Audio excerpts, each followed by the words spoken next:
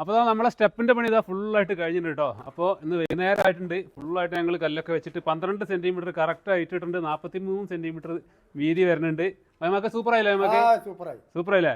അപ്പം ഞാനും വയമാക്കിയും കൂടെയാണ് ഈ സ്റ്റെപ്പിൻ്റെ പണി ഫുള്ളായിട്ട് ചെയ്തിട്ടുള്ളത് കേട്ടോ. വയമാക്കത്ത് അവിടെ ഫുള്ളാക്കി നല്ല വൃത്തിയാക്കിയിട്ടുണ്ട്. വരുമ്പോഴൊരു ഇതും ഇവിടെ കാട് പിടിച്ച് കിടക്കേണ്ടി മൂപ്പര് നല്ല സൂപ്പറായിട്ട് ഇവിടെ റെഡി ആക്കിയിട്ടുണ്ട് കേട്ടോ.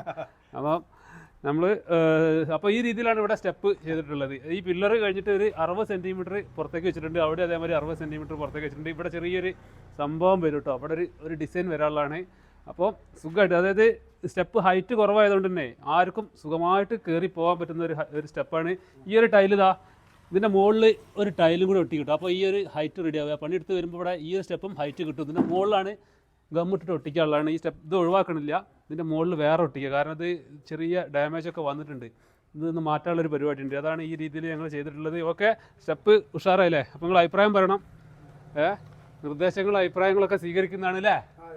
അപ്പോൾ ലൈക്ക് ഇതൊക്കെ പറയും, ലൈക്ക് ചെയ്യാന്നൊക്കെ പറയും. ഒരു ലൈക്ക് തരണം എന്ന് പറഞ്ഞാണ്. ഒരു ലൈക്ക് ലൈക്ക്. Okay bye.